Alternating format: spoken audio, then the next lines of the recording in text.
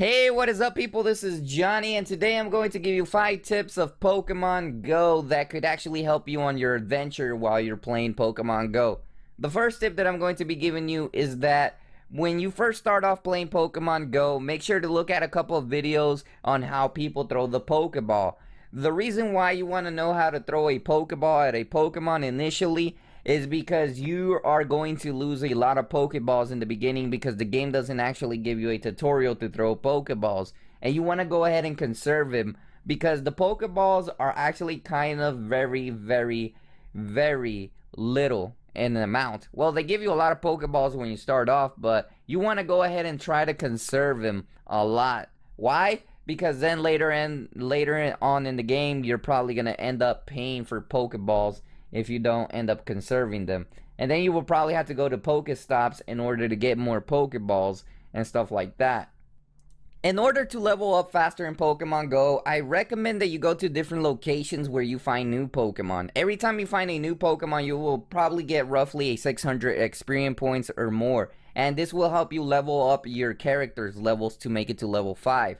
So I recommend capturing new Pokemon that you can encounter as possible. If you have time, try to encounter all the new Pokemon. Click on them as fast as you can to encounter new Pokemon. I also recommend recapturing older Pokemon because they give you an easily points of 100 experience points.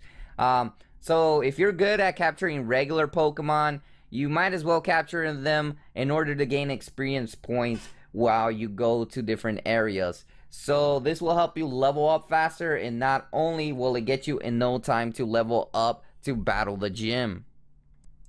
The next tip that I recommend is to go to a location where different things are located. For example, if you go to a certain area, there may be a bunch of places that will have Pokestops, and they will also have gyms so you can go. And there will also be a lot of Pokemon that you can encounter nearby.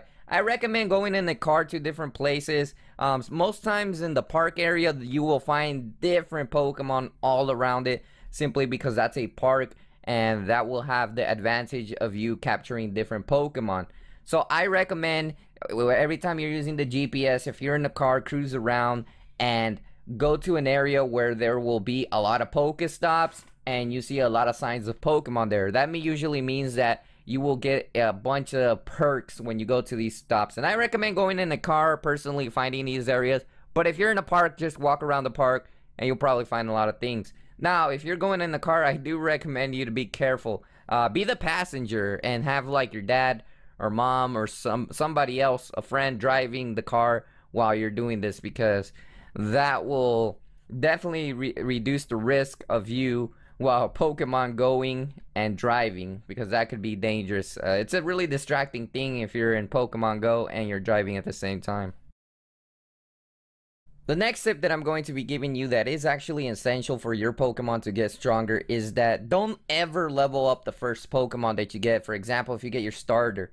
The thing is that you want to collect as many Stardust that you can, because this will help you level up your Pokemon that will become stronger later on. Now, I understand that you may actually want a Charmander, but you're going to be able to encounter more Charmanders in the wild. Try to capture more Charmanders. They're kind of rare to encounter, but eventually you will encounter them randomly. So if you encounter a Charmander, you want to get more Charmander candy for it to evolve.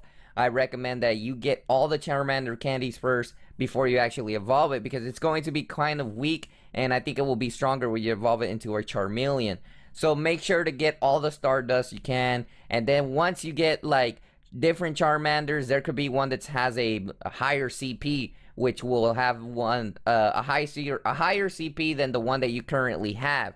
So you're going to want to go ahead and evolve the one with the highest CP that you capture in the nature, because if you capture a really high Pokemon with a CP, then you can keep upgrading it, and evolve it to its final evolution. And there you will have a stronger overall Pokemon that you won't have to worry about. So I recommend upgrading the Pokemon with the higher CP, especially for Charmanders, because if you capture higher CP Charmanders, you will get a better advantage, as well as having that Pokemon level up faster and have more stronger abilities. I recommend doing this, in my opinion, because this will help you evolve them with a much stronger stats, and that's what I think about that.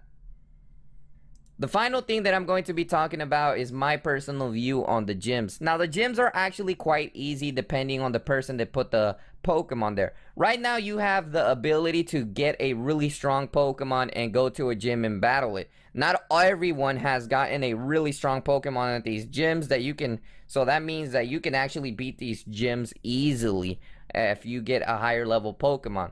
For example, in my area, since the game just came out, there's only some Pokemon that are pretty weak, like Eradicate, that probably have a CP of 136, or who knows, around there. And I have a Pinsir that's already at a 226, I believe, a CP. So I'll have the advantage to beat these gyms. But what you have to make sure is that you have to be prepared and know the weakness of the Pokemon in order before you actually battle that gym. I recommend that you have a really strong Pokemon with a CP, probably updated Stardust if it's a Pokemon that you're going to evolve. So make sure to be careful with that, and then you'll be able to battle these gyms, and then probably leave a Pokemon there to transfer after you beat the gym, and leave that gym pretty strong with a strong Pokemon that will make it difficult for other players to actually go and defeat your gym. So that's the final tip that I recommend. And let me know in the comment section what tips you recommend for Pokemon Go. I'm still learning stuff through the game, but these are the tips that I personally found out that are really useful for me.